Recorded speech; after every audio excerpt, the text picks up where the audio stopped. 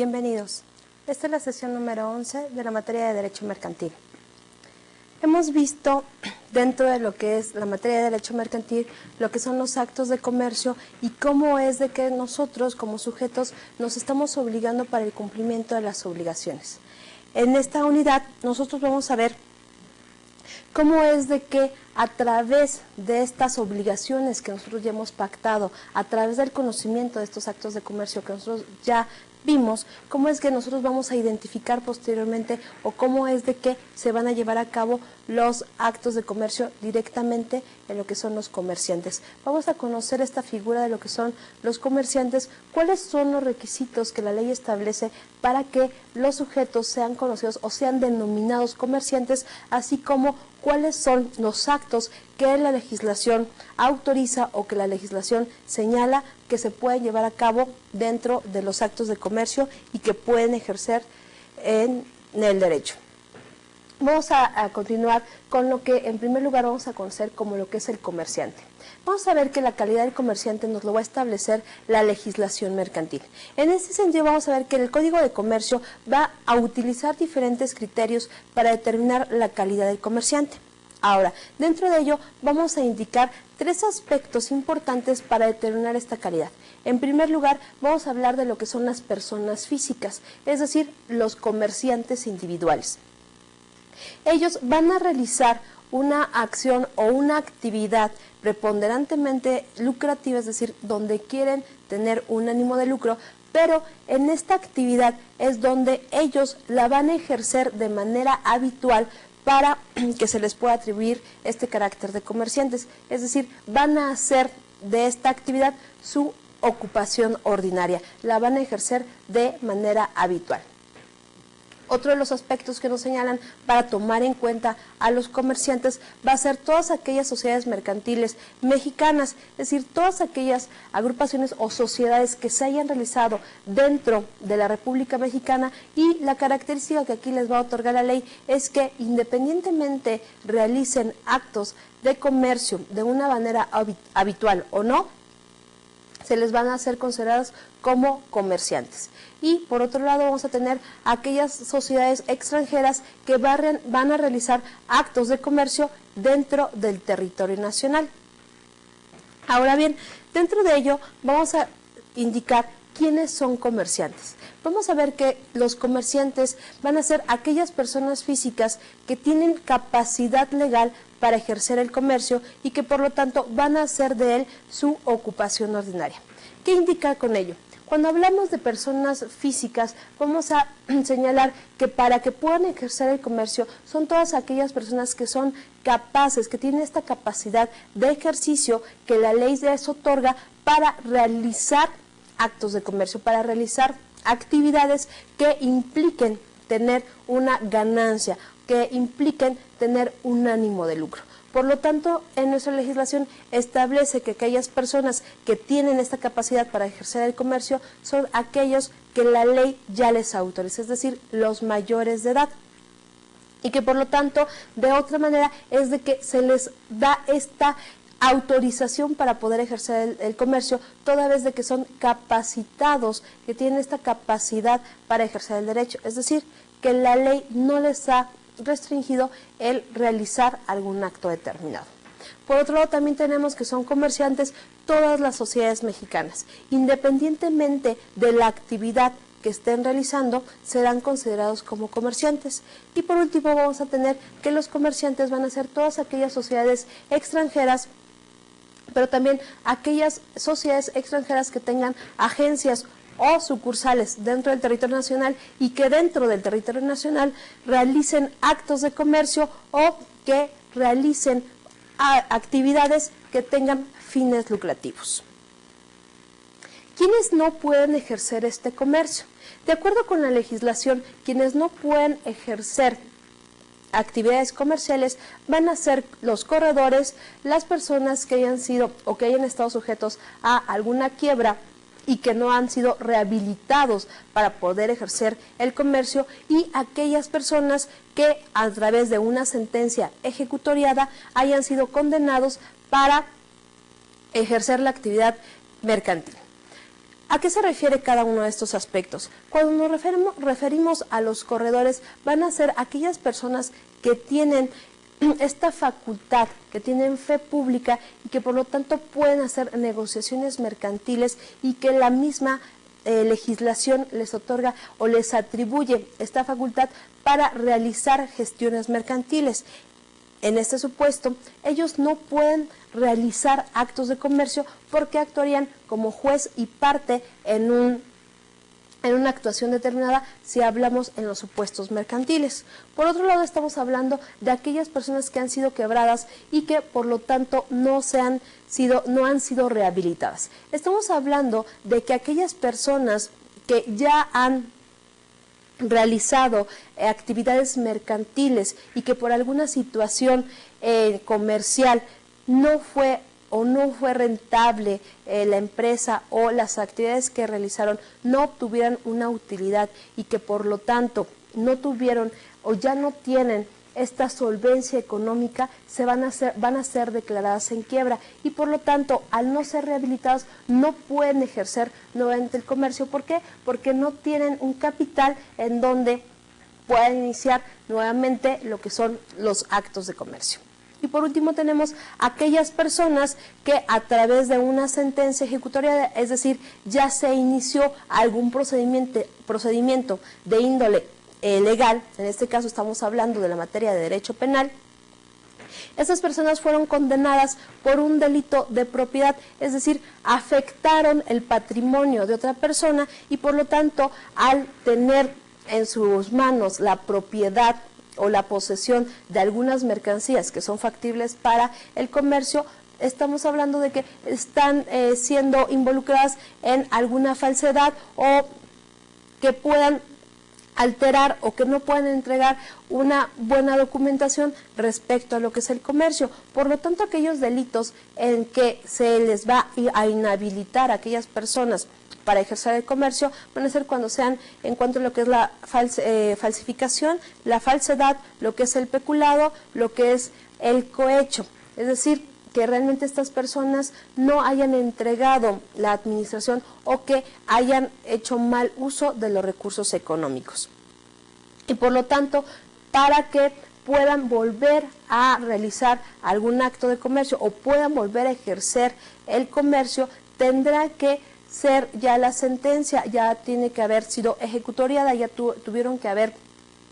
pasado la pena que le haya decretado el juez y por lo tanto posteriormente cuando ya se haya cumplido esta condena puede volver a ejercer el comercio sin ningún tipo de perjuicio para las partes. Ahora, dentro de ello estamos hablando que si los comerciantes están realizando constantemente una actividad con un ánimo de lucro, estamos indicando que tienen obligaciones dentro de esta actividad. Por lo tanto, esta actividad que van a realizar estos sujetos van a estar de acuerdo con que estos usos sean honestos desde una manera industrial, desde una manera comercial o a través quizá también de ofrecer un servicio. Y por lo tanto también se tienen que abstener de realizar algún acto que esté dentro de un aspecto desleal. Es decir, no pueden realizar actos que hable de alguna deshonestidad, que no hable de algún acto que esté relacionado con algún acto de competencia desleal frente a lo que es el comercio. Dentro de ello vamos a indicar qué obligaciones tienen. En primero, no pueden crear algún tipo de confusión por cualquier medio respecto al establecimiento, a los productos o cualquier actividad industrial o comercial de otro comerciante. ¿Esto qué quiere decir? Las personas que sean comerciantes no pueden indicar de una manera negativa a otra empresa, no pueden hacer referencia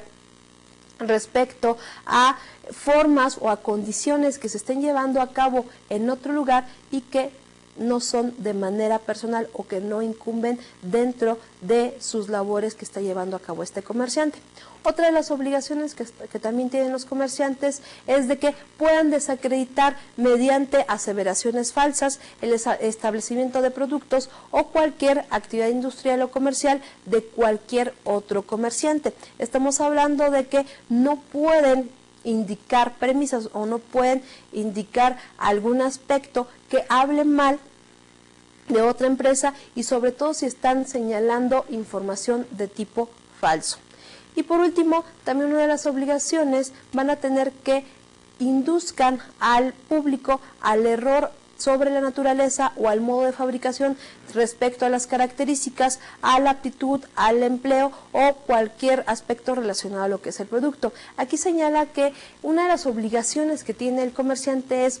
que le proporcione información fidedigna a los que van a hacer uso de algún producto determinado o en su caso que se abstengan de inducir a los consumidores a un error respecto al producto que ellos estarán comercializando. Ahora, dentro de ello también vamos a ver que se entienden algunas otras obligaciones en cuanto a lo que son los comerciantes por el solo hecho de tener esta calidad de comerciantes frente a las obligaciones que van a tener con terceros. En este caso, vamos a indicar que un comerciante tendrá que atender o tendrá que dar cumplimiento a determinados requisitos que la misma ley le establece. Una de estas obligaciones va a ser, en primer término, es a la publicación por medio, ya sea de prensa o a través de algún volante respecto a su calidad mercantil. Otra de las obligaciones que tienen es a la inscripción en el registro público de comercio de cada una de las entidades de los documentos que tenga a su favor para que a partir de ello se despliegue la autenticidad de que esa empresa o que este comerciante realmente está actuando de buena fe. Asimismo, otra de las obligaciones que tienen los comerciantes es mantener todo un sistema de contabilidad, es decir, para que posteriormente pueda entregar las cuentas de una manera efectiva, de una manera honesta, de una manera correcta. Y por último, una de las obligaciones que tienen los comerciantes es a conservar la correspondencia que tenga relación con el giro de la empresa o con el giro comercial. Es decir, toda la documentación que concierne a el giro de la empresa, que concierne respecto a realizar el objetivo de la empresa, tiene que ser guardado por los comerciantes como una obligación. Vamos a ver el primer aspecto que refiere en cuanto a lo que son la obligación de los comerciantes. Nos indica que una primera obligación es publicar su calidad mercantil. ¿En qué consiste esta publicación? Es de que tienen los comerciantes el deber de participar a todas aquellas personas que estén interesados respecto a la apertura del establecimiento o del despacho de su propiedad por los medios de publicación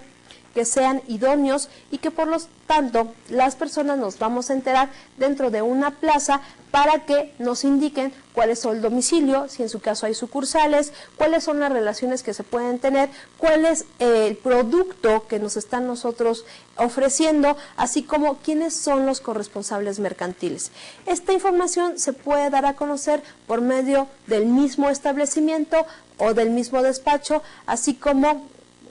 algunos volantes o por medio de la prensa. Aquí lo importante es de que a través de esta misma publicación también se da a conocer dónde puedo ubicar a este comerciante, dónde puedo ubicar el objeto o el producto que me está ofreciendo, cuáles son las condiciones que va a obligarse para ofrecerme una mercancía determinada.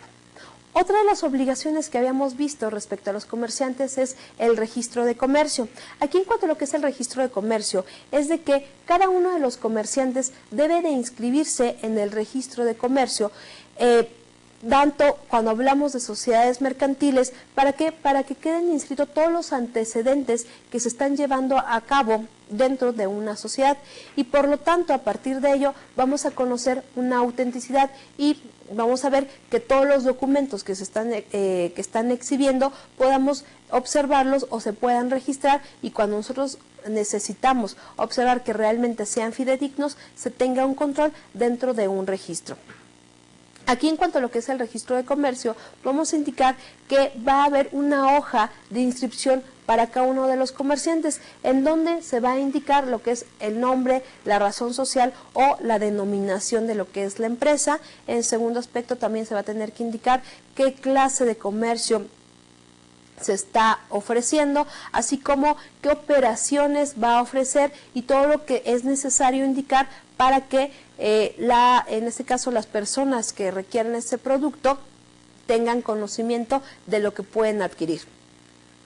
También aquí se va a señalar cuál es la fecha en que va a comenzar a realizarse las operaciones, desde qué momento va a otorgar sus servicios, desde qué momento va a otorgar las prestaciones que está indicando, y por último va a señalar cuál es el domicilio, y aquí es importante que vaya a señalar si existen sucursales y dónde están establecidas cada una de ellas. ¿Por qué? Porque de esta manera va a facilitar al consumidor el acercamiento con el mismo comerciante. Ahora, otra de las obligaciones que tienen los comerciantes es mantener un sistema de contabilidad mercantil. Aquí, cuando hablamos de este sistema de contabilidad mercantil, es de que se tienen que llevar a cabo por medio de los instrumentos, recursos y sistemas de registro que estén de acuerdo con el giro de la empresa, y sobre todo que se acomoden a las características particulares que tenga el mismo comerciante. Es decir, que de acuerdo con el giro de la empresa, de acuerdo con el producto que esté ofreciendo, se adecue o que se llegue de los mecanismos o de los instrumentos necesarios para tener o para llevar a cabo las contabilidades de una manera correcta y que pueda entregar información fidedigna. Aquí los aspectos que son importantes para realizar esta contabilidad mercantil son que, en primer lugar, pueda permitir identificar todas las operaciones individuales, así como sus características, para conectar o para relacionar estas relaciones y operaciones individuales con los documentos probatorios que originaron a la misma. ¿Qué quiere decir? Que si un comerciante está comprando una mercancía determinada, tiene que llegarse de manera inmediata o tiene que tener a la mano la forma o los documentos que acrediten la legítima propiedad y la legítima adquisición de las mismas mercancías. De esta manera estamos viendo que si se está optimizando estos recursos en cuanto a contabilidad, en el momento que nos soliciten la documentación o la información para acreditar los medios en cómo fue adquirido, se pueden tener a la mano.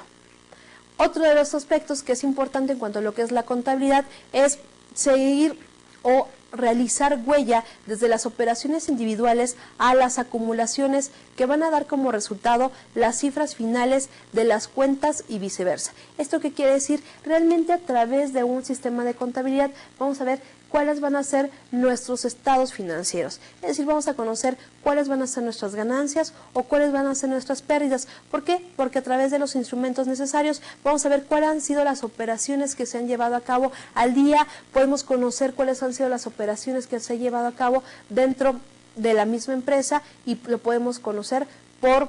persona, por estatus o cómo se estén realizando dentro del mismo instrumento. Otro de los beneficios que se tiene dentro de esta forma de obligación es permitir la preparación de los estados que se incluyan en la información financiera del negocio. Aquí uno de los requisitos importantes que va a tener la empresa es que, en cuanto a lo que son las obligaciones, tendrá que proporcionar la información completamente fidedigna para que cada año realice la declaración anual de impuestos. Pero, sin embargo, aquí también va a tener esta información preparada para que también realice las declaraciones mensuales a las que está haciendo obligado esta relación entre cada uno de los comerciantes. también va a tener acceso a permitir y conectar cada una de las cifras en cuanto a lo que son los estados y podrá acumular todas las cuentas y las operaciones individuales. ¿Qué pasa en este caso? Hay muchas ocasiones en donde al realizar nuestras declaraciones fiscales podremos señalar o podemos agregar alguna cuenta hacia alguna otro tipo de declaración, pero de alguna manera hacer esta relación con cada uno de los meses para que al llegar a una declaración anual se tenga un concentrado y se tengan las estadísticas y se tenga la relación en cada una de estas operaciones y se esté actuando de una manera honorable. Otro de los aspectos importantes es que se tienen que incluir todos los sistemas de control y de verificación internos necesarios para impedir la omisión en el registro de operaciones, para asegurar la corrección de un registro contable y para asegurar la corrección de cifras resultantes. ¿Esto qué pasa? Si nosotros estamos operando de una manera correcta, de una manera honesta, se tiene que indicar cuáles son los objetos que se están realizando dentro de esta operación, dentro del comercio. Asimismo, se tendrá que señalar los ingresos, tanto los egresos que resulten dentro de la misma empresa y por lo tanto, al tener este control, al indicar de una manera honesta estas entradas y salidas, se tiene un control de manera adecuado para llevar a cabo estas relaciones entre los comerciantes. Por lo tanto, una de las maneras en cómo se tiene que llevar a cabo esta contabilidad va a ser mediante los libros, mediante un sistema de registro que se va a tener como resultado que se tenga que llevar a cabo un mayor control en cuanto a los documentos, en cuanto a la información que se está llevando dentro del comercio, dentro de una actividad comercial, ya sea de un comerciante individual o de un comerciante colectivo. Y por lo tanto, dentro de este libro se van a tener que llevar a cabo todas estas anotaciones. ¿Para qué? Para que nosotros podamos conocer todos los antecedentes de la misma empresa, del mismo comercio y para saber los periodos en cuando por ejemplo, pueden ingresar más mercancías o cuando pueda haber un faltante o puede haber un aumento en cuanto a los saberes de la misma empresa. Aquí la característica que debe tener esta contabilidad es que al llevarse en libros tienen que estar encuadernados para que se revista una mayor formalidad y sobre todo es de que deben de estar foliados para tener un mayor control en cuanto a lo que son las cuentas y llevar un mayor control en cuanto a lo que son las actas. Aquí también tenemos que señalar que todas las modificaciones que se hagan en cuanto a lo que es una sociedad, en lo que es una persona moral, se tendrán que también indicar o asentar por escrito dentro de los libros y por lo tanto se va a tener todos los antecedentes de la empresa y se van a tener que estar resguardados dentro de la misma. Aquí cuando hablamos de este control o de estos antecedentes que van a quedar por escrito, vamos a señalar que van a quedar asentados en lo que es el libro o los libros de actas, en donde se van a señalar que van a quedar asentados todos los acuerdos relativos a la marcha o a la conducción de la misma empresa, en donde se van a indicar cuáles son las decisiones en donde se han tomado o se han llevado a cabo dentro de la misma, cuando se han reunido los socios, cuando se han reunido los accionistas de la empresa, cuando se ha reunido el consejo de administración y cómo es que han deliberado cada una de las resoluciones que se van a llevar a cabo. Por lo tanto, aquí es importante que a través de estos asientos que van a quedar registrados en los libros de la empresa, van a quedar foliados y por lo tanto la ley nos señala que tienen que estar escritos en el idioma castellano, es decir, tienen que estar escritos en español independientemente de que si la sociedad o el comerciante sea nacional o sea extranjero. Ahora, dentro de ello, cuando se están llevando a cabo todos estos registros de libros, tanto contables, así como de los registros de todas las modificaciones que se han llevado a cabo dentro de la empresa, el comerciante tiene la obligación de archivarlos de una manera debida, de una manera correcta, es decir, de una manera ordenada. Esto puede ser a través de un orden cronológico porque en este caso los libros, las hojas estarán foliadas y por lo tanto se va a tener una relación entre las operaciones que se han llevado dentro de la misma empresa y por lo tanto una de las obligaciones que se van a tener es que tiene que guardar todos estos libros que están dentro de la contabilidad de la empresa por un periodo mínimo de 10 años. Ahora, relacionado con ello, estamos viendo que también una de las obligaciones importantes que tienen los comerciantes es la conservación de la correspondencia. Aquí cuando estamos hablando de la correspondencia es que el comerciante tendrá que guardar toda la documentación, todas aquellas cartas, telegramas o cualquier documento que se va a recibir que tenga relación directa con lo que es el giro de la empresa. Es decir, nosotros tenemos que comprobar toda aquella documentación, toda aquella información que nos esté llegando por escrito, se tendrá que guardar para soportar la información que nosotros estemos proporcionando. Toda vez que a través de un plazo mínimo de 10 años, todas estas cartas, todos aquellos papeles, telegramas o documentos pueden ser solicitados en el caso de una controversia judicial y que por lo tanto una autoridad judicial nos la podrá solicitar para corroborar o para cotejar esta información respecto a los compromisos que haya adquirido la empresa, respecto a las obligaciones que haya tenido la empresa frente a terceros y por lo tanto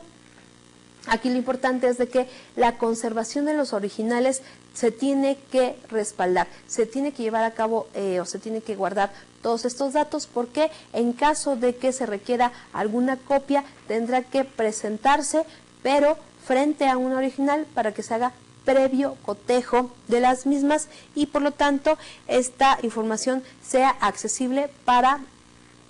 las instancias correspondientes. Ahora, hemos estado hablando de lo que son los empresarios y hemos estado hablando de las obligaciones que tienen los comerciantes, pero cuando hablamos de esta agrupación de diferentes personas, vamos a hablar de lo que es una empresa y vamos a entender como empresa toda aquella unidad económica de producción o distribución de bienes o servicios. ¿Qué tipo de bienes o servicios pueden ofrecer? Nos pueden ofrecer de índole comercial, industrial, agrícolas, ganaderas o de pesca. Aquí lo importante es indicar que la empresa va a ser toda la organización profesional de una actividad económica, de un trabajo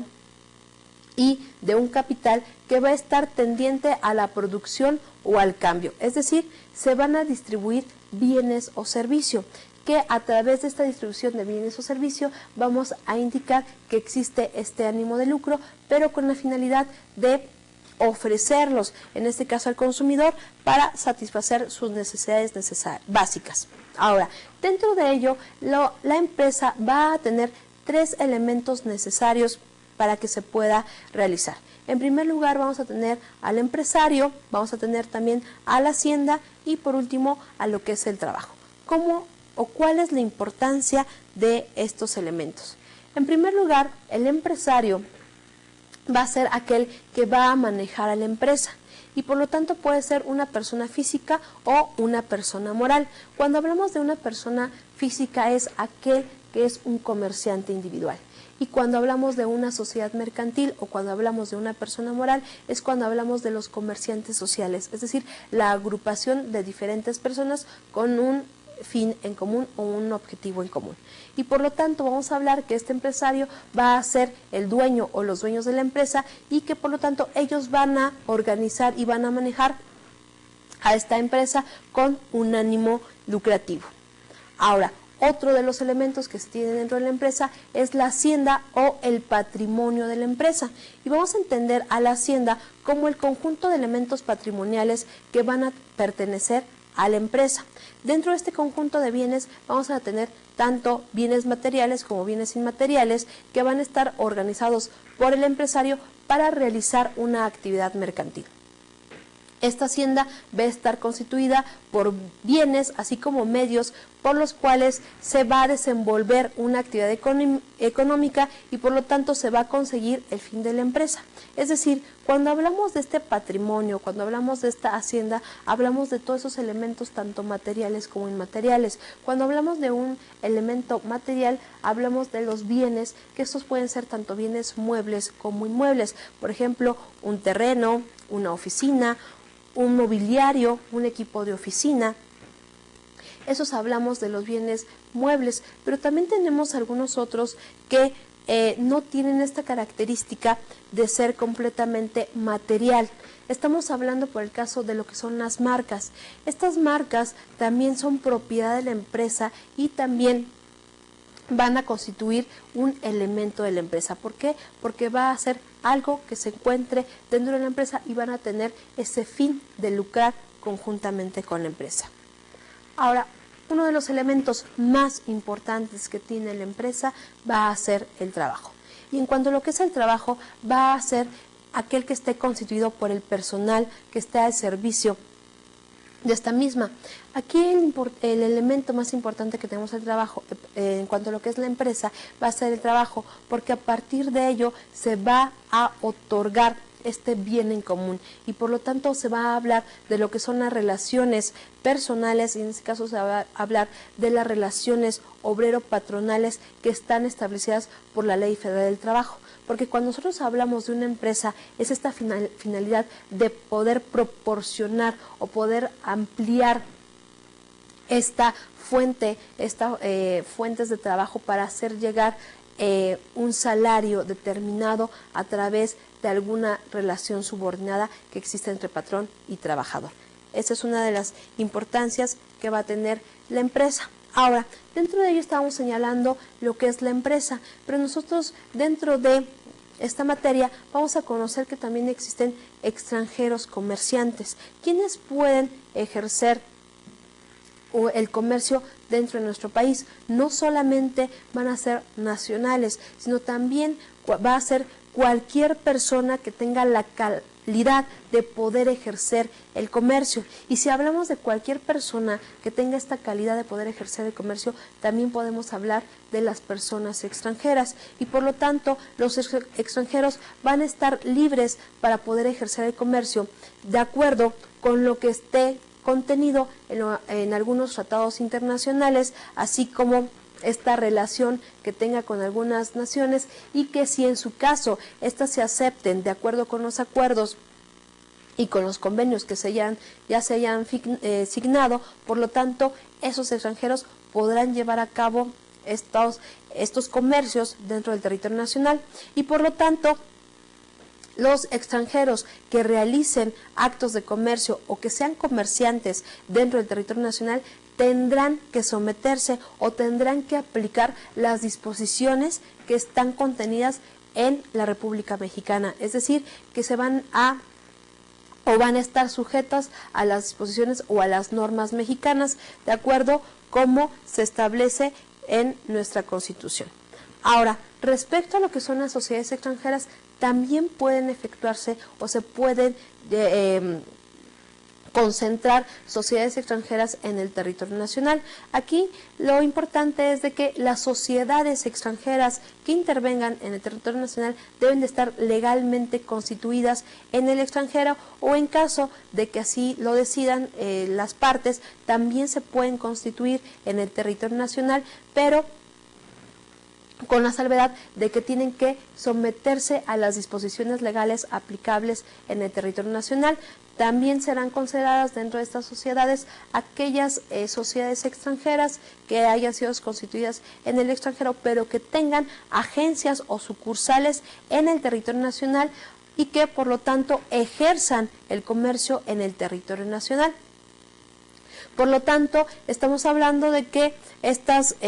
sociedades extranjeras van a realizar todas las operaciones mercantiles dentro del territorio nacional y por lo tanto, en caso de incumplimiento o en caso de que exista alguna controversia en cuanto a la aplicación del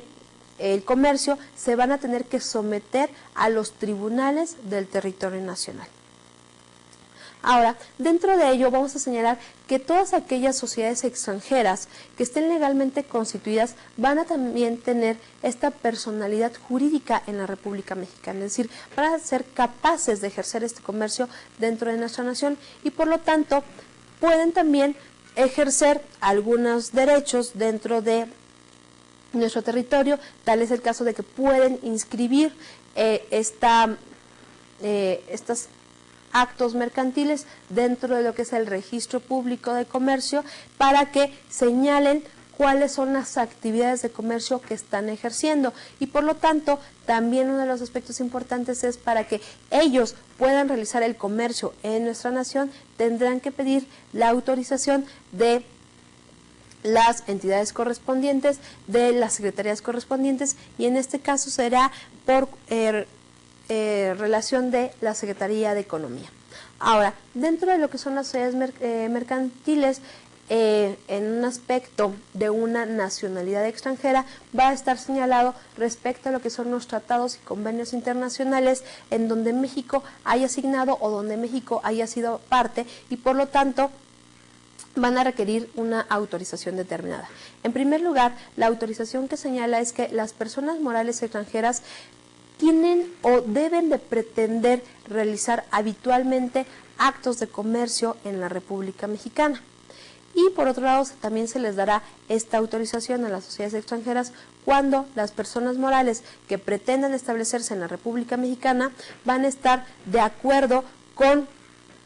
las disposiciones legales que estén en nuestra nación, así como en los estatutos sociales que establezca la misma sociedad. Y aquí lo importante es señalar que no tienen que contravenir, es decir, no tienen que ser contradictorios en cuanto a lo que son la legislación, o en este caso la normatividad y los estatutos sociales, es decir, la forma en integración de las mismas sociedades.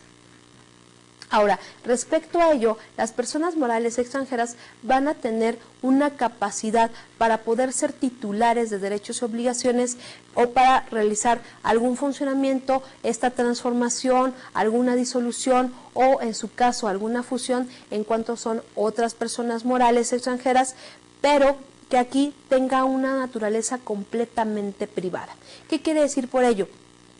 Cuando estamos hablando de personas morales extranjeras, señalamos que también tienen capacidades o también tienen una capacidad dentro de la República Mexicana y que por lo tanto también pueden realizar actos jurídicos que tengan consecuencias. Tal es el caso que si deciden realizar alguna modificación en sus estatutos, que si deciden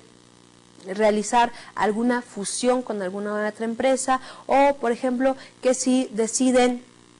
disolver a la sociedad y por lo tanto esos efectos, siempre y cuando estén de acuerdo con las disposiciones legales mexicanas sean conducentes, serán completamente permitidos y por lo tanto en ningún caso el reconocimiento de lo que es la capacidad de una persona moral extranjera va a exceder lo que por derecho o lo que realmente el derecho le otorgue como se constituyó. ¿Qué quiere decir ello? Que jamás se podrá exceder o jamás se podrá otorgar mayor derecho que lo que legalmente esté establecido. Tiene que estar de acuerdo o tiene que estar a la par conforme a la ley. Jamás podrá estar un acuerdo superior a una ley o más aún la ley jamás podrá estar por encima de la Constitución. Es lo que nos referimos a lo que es la supremacía constitucional, en donde nos refiere que la ley suprema de toda la Unión será la Constitución Política de los Estados Unidos Mexicanos. Y en ese tenor señalamos que la Constitución le otorga derechos a las personas que se encuentran dentro del territorio nacional, pero estos jamás podrán otorgar o jamás podrán excederse de lo que realmente pueda indicarse dentro de las mismas legislaciones. Ahora, dentro de ello, cuando hablamos de sociedades extranjeras, vamos a indicar que se requiere una autorización para que éstas puedan operar y por lo tanto, ¿cuáles son los requisitos para que puedan otorgarse la autorización a estas sociedades? En primer lugar, es de que dichas personas tienen que comprobar que están constituidas de acuerdo a las leyes de su país, es decir, tendrán que comprobar mediante un acta constituida, protocolizada con aquellas personas que tengan fe pública en su país, que ya fueron o que están siendo integradas para realizar actos de comercio. En segundo aspecto es de que a través de este contrato social tienen que anexar algunos otros documentos que estén constitutivos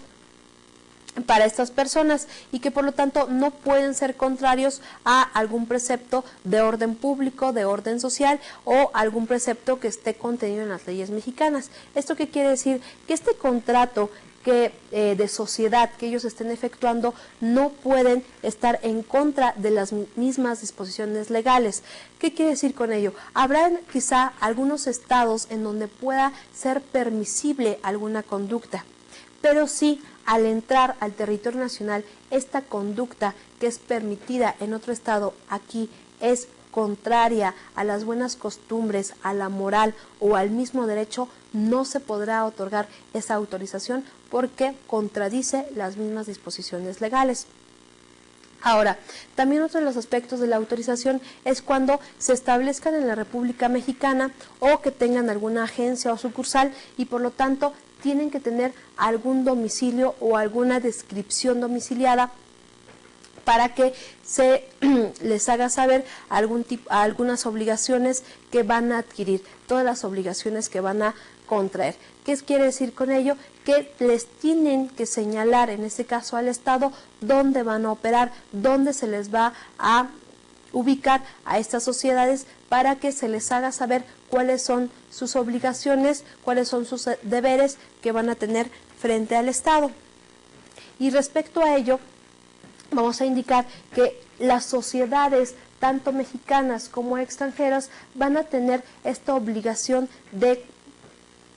cumplirse frente a los que vamos a adquirir, frente a los que vamos a poseer alguna mercancía determinada y que en caso de incumplimiento de ello es porque no cumplen con los requisitos de la ley y pueden ser sancionados por las autoridades, desde un aspecto en cuanto a una multa o hasta un aspecto de que se le puede aplicar la disolución de la misma sociedad por no dar cumplimiento a las obligaciones o en su caso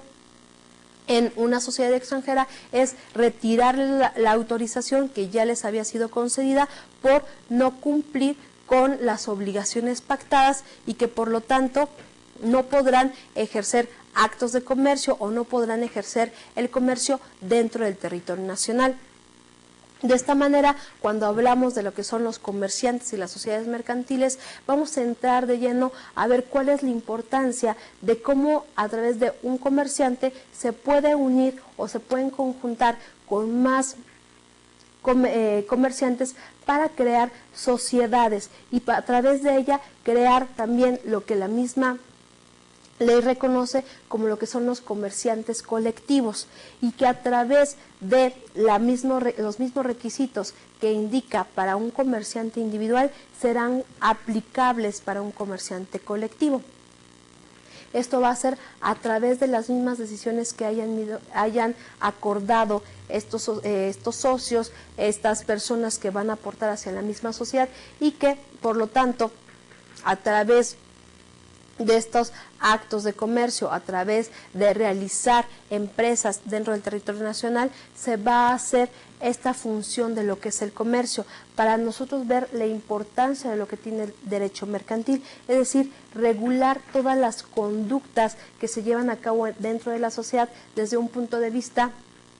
de actos de comercio, desde un punto de vista de los comerciantes, para ver cuáles van a ser sus requisitos, cómo tienen que actuar frente a terceros, cómo tienen que dar el cumplimiento de las obligaciones para que aquellas personas que adquiramos un producto que nos están ofreciendo los comerciantes, nos estemos protegiendo o que el Estado que está tutelando estos derechos nos proteja para el cumplimiento de todas estas obligaciones. Esa es la importancia que nosotros tenemos que ver en cuanto a la aplicación de sociedades, en cuanto que una sociedad pueda desarrollarse en el territorio nacional. Que vemos que no siempre las sociedades inscriben sus bienes en el registro público de la propiedad y que por lo tanto al ver que no se inscriben todos sus actos, de cualquier manera nos afectan a nosotros en el caso de que nos ofrezcan algo. ¿Qué pasa si una empresa, si un comerciante está realizando gestiones con nosotros, si nos está ofreciendo algún producto determinado y no esté registrado o no esté inscrito en el registro público de la propiedad? No quiere decir que no se estén efectuando actos de comercio, no quiere decir que no tenga esta calidad de comerciante. Aquí quiere decir que esta sociedad no está cumpliendo con los requisitos que la misma ley le solicita y que por lo tanto al hacer este desconocimiento de la ley o al que esté dando este incumplimiento en cuanto a lo que son las formalidades, conmigo me va a realizar esta forma de subsanarme los daños